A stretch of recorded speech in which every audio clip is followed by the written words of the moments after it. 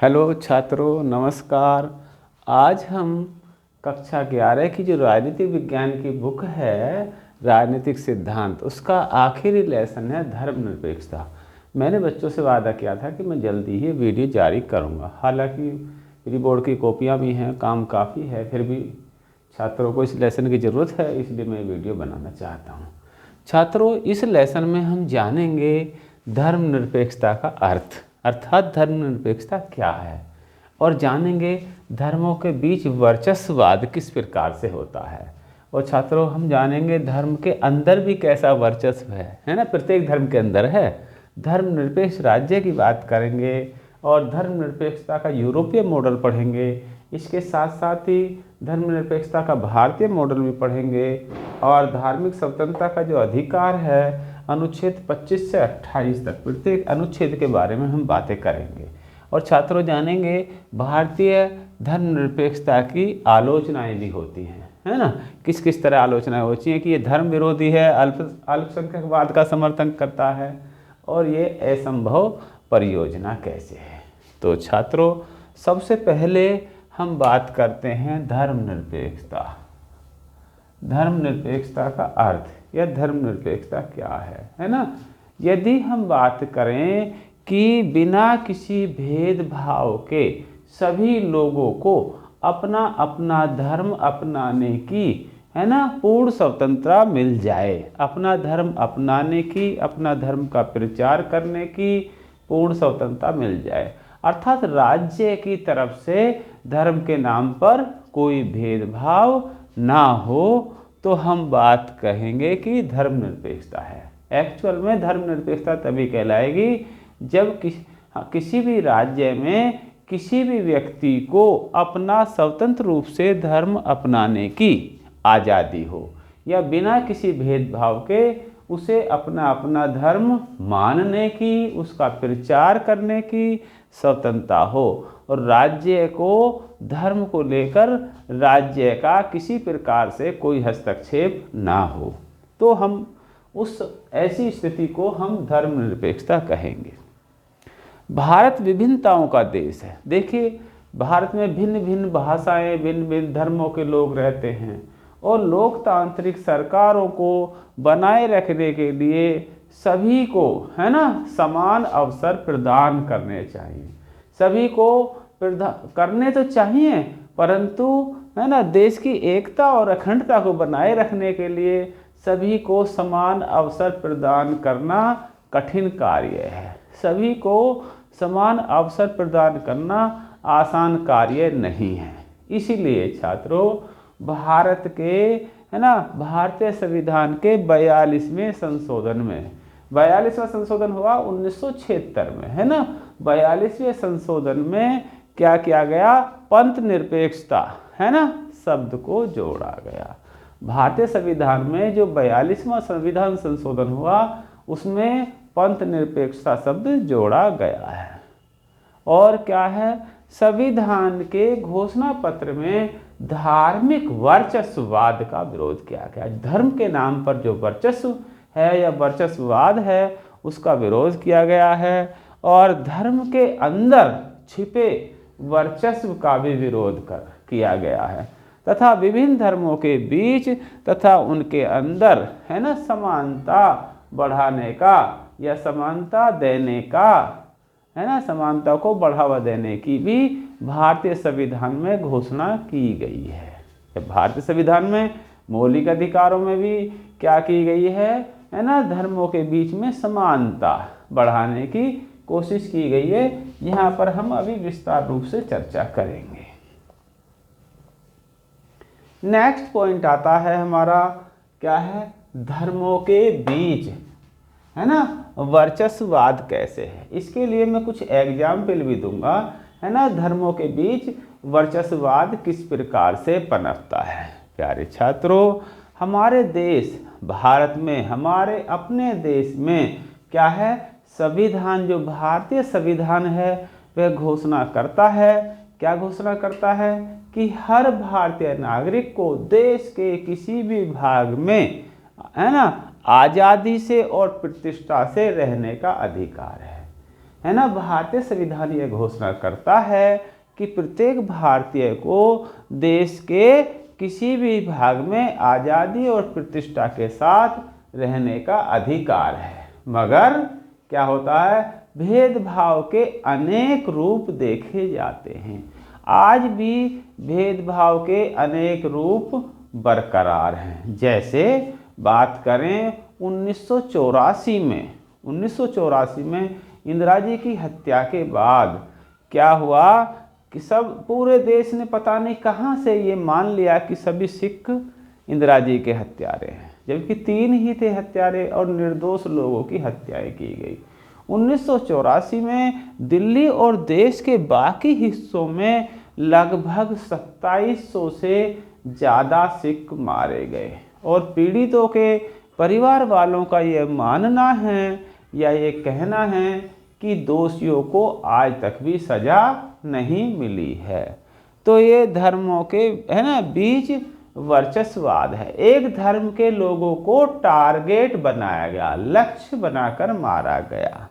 और क्या है छात्रों, अगर आप कश्मीर में देखें तो कश्मीर में क्या है, हजारों कश्मीरी जो पंडित हैं उनको घाटी में अपना घर छोड़ने के लिए मजबूर किया गया है ना, वहाँ से पलायन करने के लिए है ना मजबूर किया गया, उन्हें डराकर धमकाकर वहाँ से भगाया गया। और छात्रों कई दशकों के बाद भी आज भी वो कश्मीरी पंडित अपने घरों को नहीं लौट पाए हैं।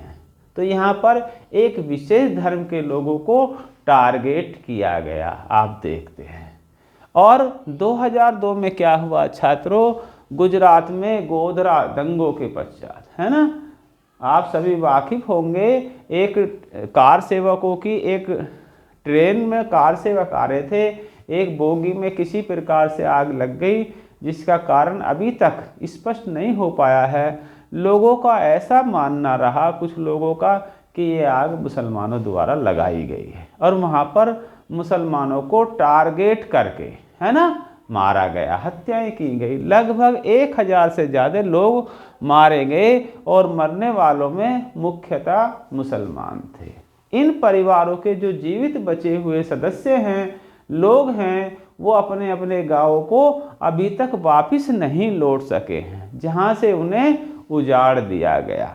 अब ये मैंने 3 उदाहरण दिए छात्रों, इन उदाहरणों में क्या बात सामान्य है, आप देखेंगे कहीं ना कहीं जिस एक धर्म के लोगों का जहाँ वर्चस्व है और दूसरे लोग अल्पसंख्यक हैं, उनके साथ ऐसा बर्ताव हो रहा है। देखिए दिल्ली में सिखों को मारा गया, पंजाब में तो नहीं मारा गया। गोधरा में इनको मारा गया, कश्मीर में तो नहीं मारा। हर जगह विपरीत धर्म के साथ है ना ऐसा अन्याय होता आप देख रहे हैं, है ना। तो इन तमाम उदाहरणों में ये बात सामान्य है कि जब किसी न किसी रूप में भारत में अभी भेदभाव है, हर मामले में किसी एक धर्म के समुदाय के लोगों को लक्ष्य बनाकर, निशाना बनाकर है ना उनको टारगेट किया गया है, उनको मारा गया है और धार्मिक पहचान के कारण उनको सताया गया है ना। विशेष धार्मिक पहचान के कारण उन लोगों को सताया गया है। दूसरे शब्दों में कहें तो नागरिकों के एक समूह को उनकी धार्मिक आज़ादी से वंचित किया गया है ना।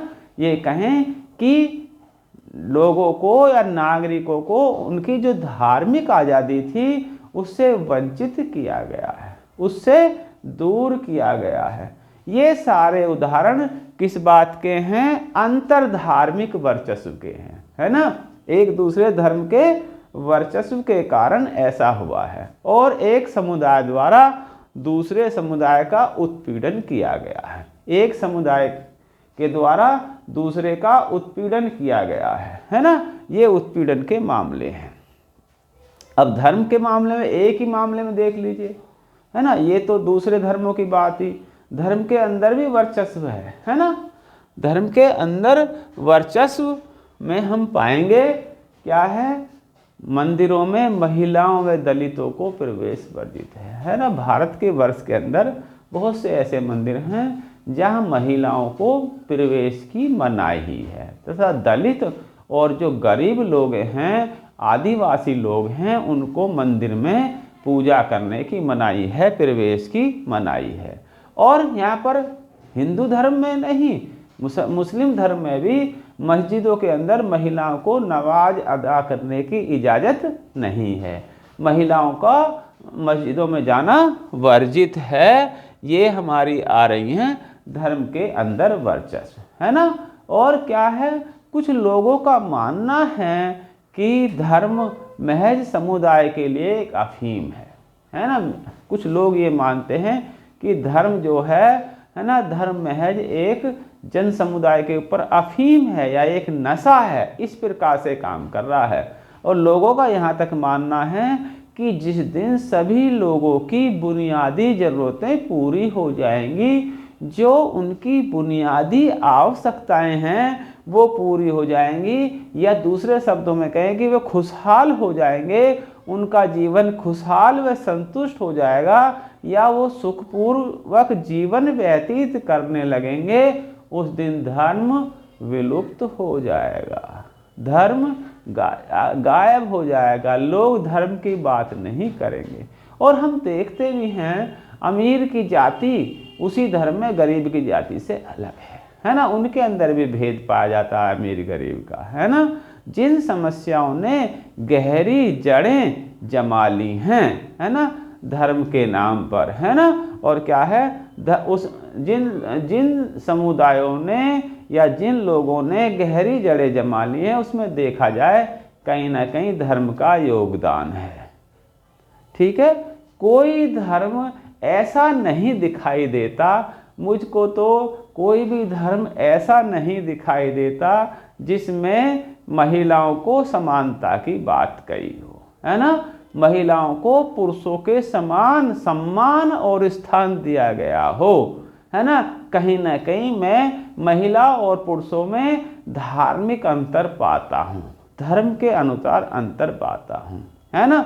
धर्म में क्या है, रूढ़िवादी जो हिस्से हैं, रूढ़िवादी जो संगठन हैं, उन्होंने धर्म को अपने कब्जे में कर लिया है और वो किसी भी तरह से असहमति को बर्दाश्त नहीं कर सकते। यदि उनसे अलग किसी की सहमति आती है तो वो उसको सुनने को तैयार नहीं है।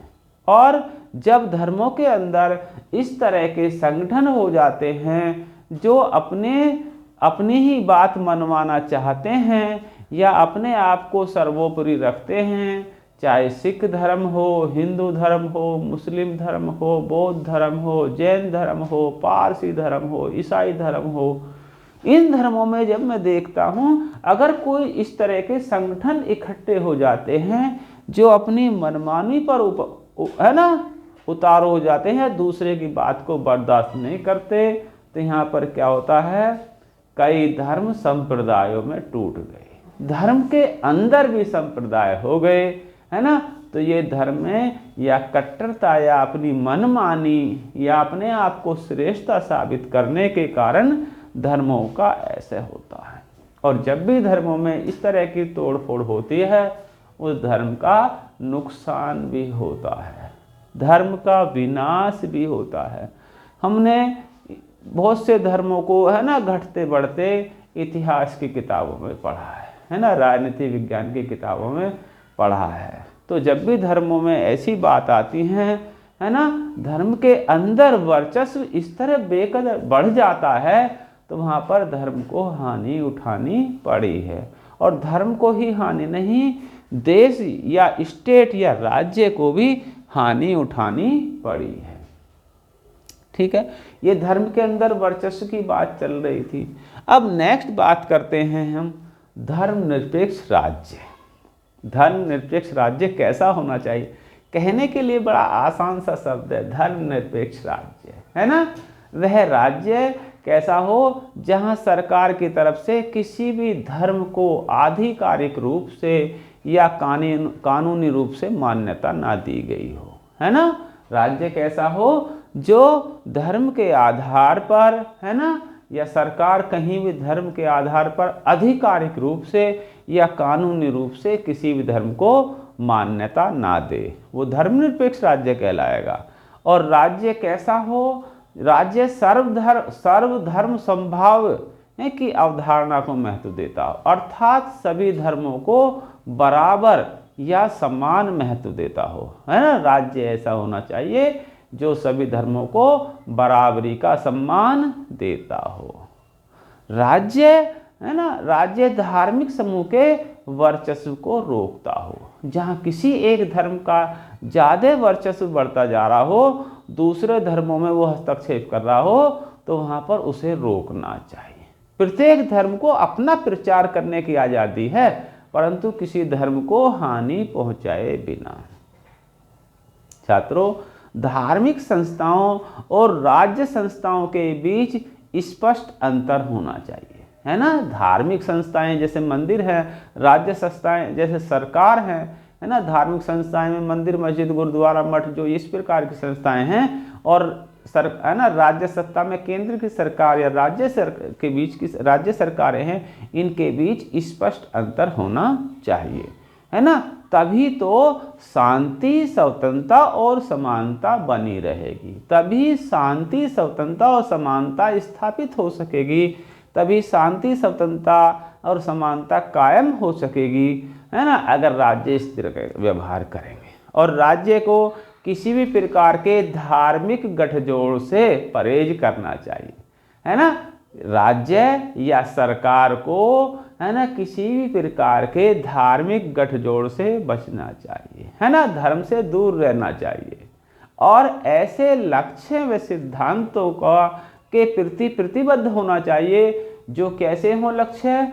शांति, धार्मिक स्वतंत्रता, है ना, धार्मिक स्वतंत्रता की तरफ जाएं, धार्मिक उत्पीड़न को रोकने का काम करें, भेदभाव और वर्जनाओं से आज़ादी को महत्व देना चाहिए, है ना। क्या है? भेदभाव से दूर रहें, है ना, और धार्मिक धार्मिक शांति और स्वतंत्रता की बात करें।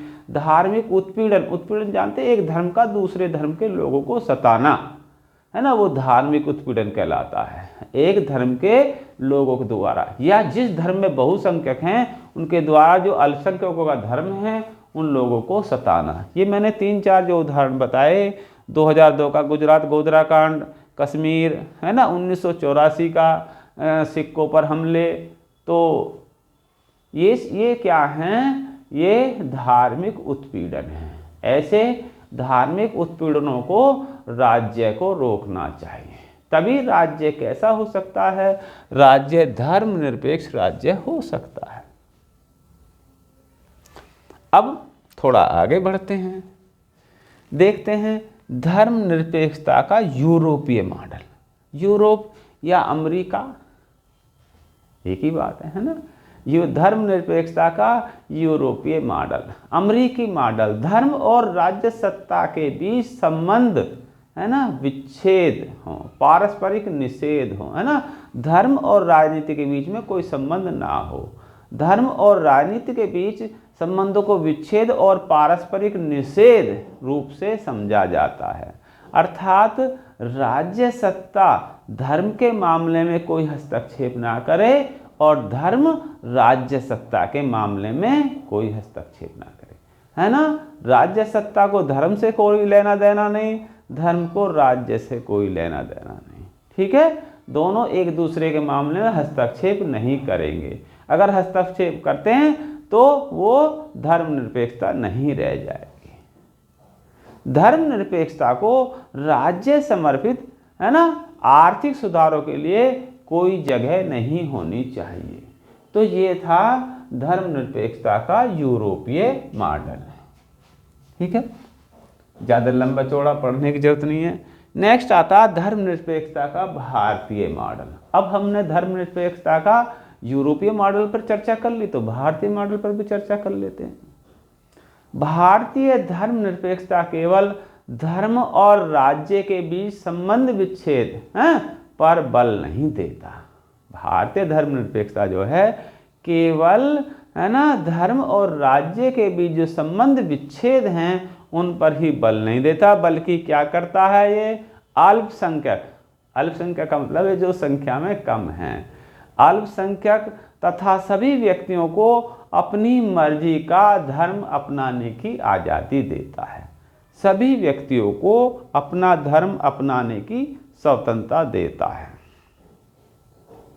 भारतीय राज्य धार्मिक अत्याचार का विरोध करते हैं, है ना। भारतीय राज्य या भारत की राज्य सरकारें या केंद्र सरकारें धार्मिक अत्याचारों का विरोध करने के लिए हैं।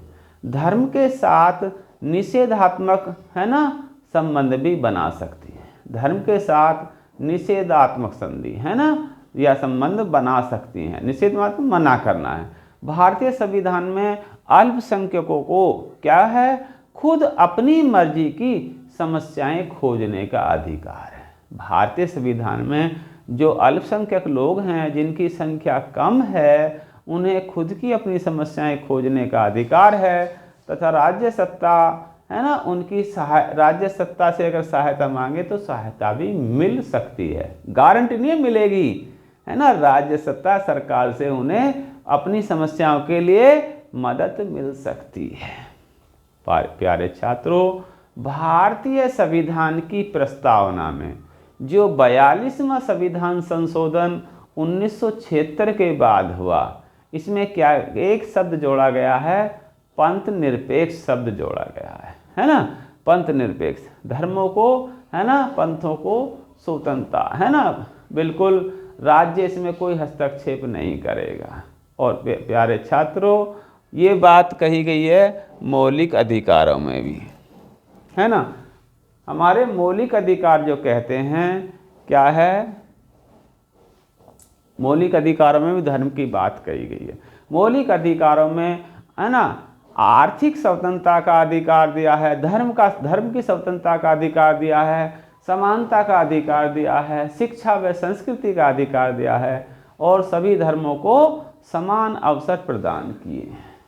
अब बात करते हैं हम धार्मिक स्वतंत्रता का अधिकार। धार्मिक स्वतंत्रता का अधिकार हमें कहाँ मिलेगा, अनुच्छेद 25 से 28 में।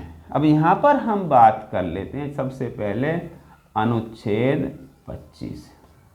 अनुच्छेद 25 में क्या बात कही गई है, इस पर बात करते हैं। अनुच्छेद 25 में बात करी गई है, भारत में रहने वाला प्रत्येक व्यक्ति, हर कोई व्यक्ति किसी भी धर्म को मान सकता है। भारत में रहने वाला प्रत्येक व्यक्ति किसी भी धर्म को स्वीकार कर सकता है, किसी भी धर्म को मान सकता है, किसी भी धर्म में विश्वास कर सकता है और अपने धर्म का प्रचार प्रसार भी कर सकता है।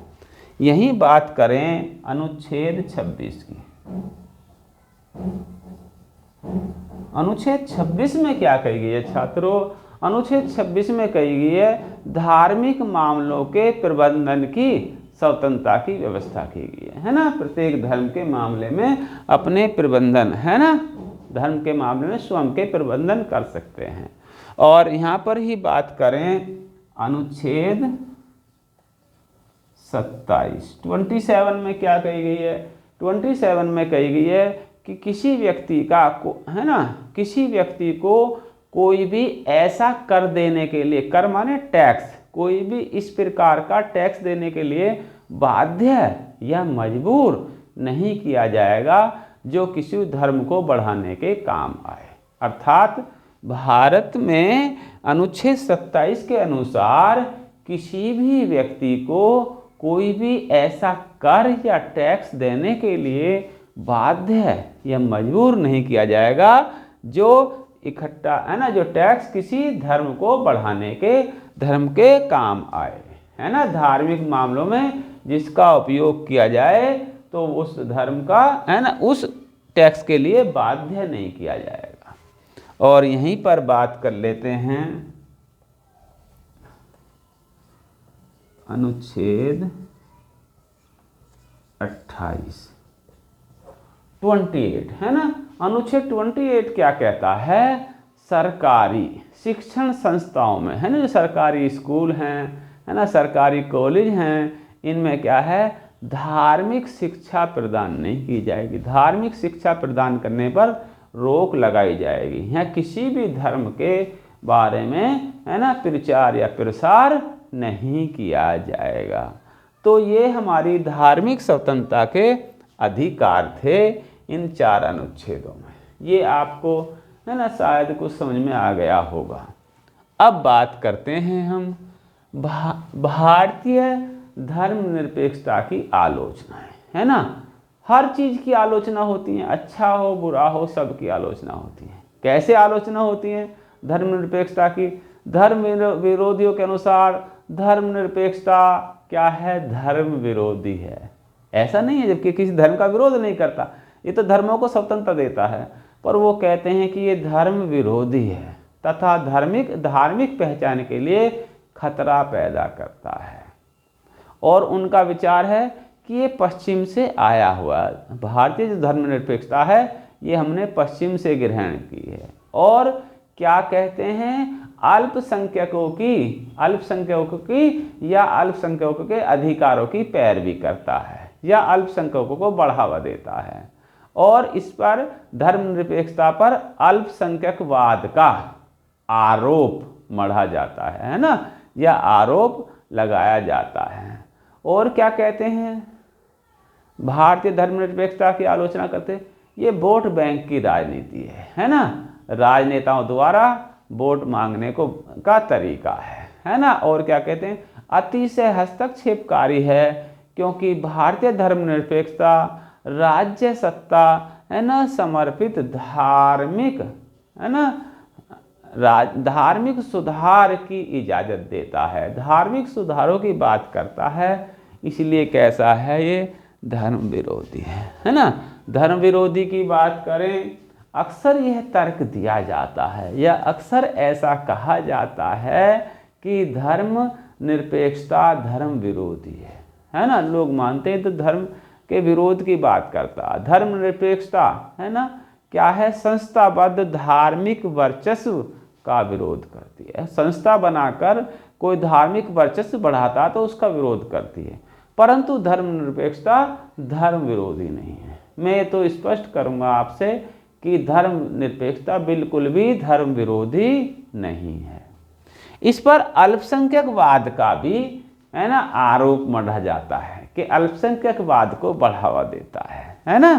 कैसे? धर्मनिरपेक्षता पर अल्पसंख्यकवाद का आरोप कुछ लोगों द्वारा मढ़ा जाता है ना। भारतीय धर्मनिरपेक्षता अल्पसंख्यक अधिकारों की पैरवी करती है, अल्पसंख्यकवाद को बढ़ावा देती है ना। अब बताइए क्या ये न्यायोचित है? जो लोग ऐसा कह रहे हैं अल्पसंख्यकवाद को समर्थन देता है, ये न्यायोचित है? अब अगर एक बात बताइए, एक उदाहरण है, हम बस में सफ़र कर रहे हैं, कोई व्यक्ति धूम्रपान करता है, कोई व्यक्ति धूम्रपान करता है, एक व्यक्ति उसका विरोध करता है क्योंकि उसे दमा या अस्थमा जैसी बीमारी है, वो उसका धूम्रपान का विरोध करता है। वो कहता है नहीं भाई, मेरा तो ये अधिकार है। अगर उसमें 2 व्यक्ति और बैठे हुए हैं जो चुप हैं, जब उनसे पूछा जाता है तो धूम्रपान वाले व्यक्ति का समर्थन कर देते हैं, है ना। तो क्या ये बात उचित है? उसको धूम्रपान करने का अधिकार मिलना चाहिए। क्या अल्पसंख्यक, जबकि वो अकेला व्यक्ति रह जाता है जो धूम्रपान का विरोध करता है और वो वास्तव में सही है, परंतु उसे सपोर्ट नहीं मिलता, है ना। अगर राज्य सरकार उसका सपोर्ट करती है तो क्या गलत है ना। तो ऐसा ही धर्म के मामले में भी है। अब बात करेंगे असंभव परियोजना, है ना। धर्म के मामले में असंभव परियोजना कैसे है? धर्मनिरपेक्षता की नीति बहुत कुछ करना चाहती है। हमने जो भारतवर्ष में धर्मनिरपेक्षता की नीति अपनाने की बात कही, तो ये धर्मनिरपेक्षता की नीति बहुत कुछ करना चाहती है ना, परंतु यह परियोजना सच्चाई से बहुत दूर है ना। और ऐसा लगता है कि असंभव है, धर्मनिरपेक्षता भारत में असंभव सी लगती है ना। और क्या है? अनेक आलोचनाओं के बाद भी भारत को धर्मनिरपेक्षता की है ना नीति क्या करती है? भविष्य में दुनिया के प्रति, है ना, दुनिया का प्रतिबिंब प्रस्तुत करती है ना, दुनिया में इसकी नीति अपनाई जा रही है। भारत में महान प्रयोग किए जा रहे हैं इस नीति पर, जिससे पूरा विश्व आज चाव से देख रहा है। यूरोप, है ना, अमेरिका तथा मध्य पूर्व के कुछ देश, है ना, धार्मिक संस्कृति की विविधता से भारत जैसे देशों से कुछ सीख रहे हैं। आज वो भारत जैसे दिखने के लग रहे हैं। जब तो भारत में कहा जाता है भारत के अनेकता में एकता, अनेक धर्म होते हुए भी भारत बाहर से एक दिखाई देता है। तो इसी के तर्ज पर अन्य यूरोपीय देश, अमेरिकी देश भी इसी तरह से दिखने का प्रयास कर रहे हैं। तो ये प्यारे छात्रों, ये थी आज हमारी धर्मनिरपेक्षता। ये लेसन यहीं ख़त्म हो जाता है। कुछ दिनों के बाद मैं आपको मॉडल क्वेश्चन पेपर बना के दूंगा। जैसे फ्री हो जाता हूँ 2-3 मॉडल पेपर हैं, उनको हल करके दूंगा, और ये भी आप पढ़ते रहिए। धन्यवाद।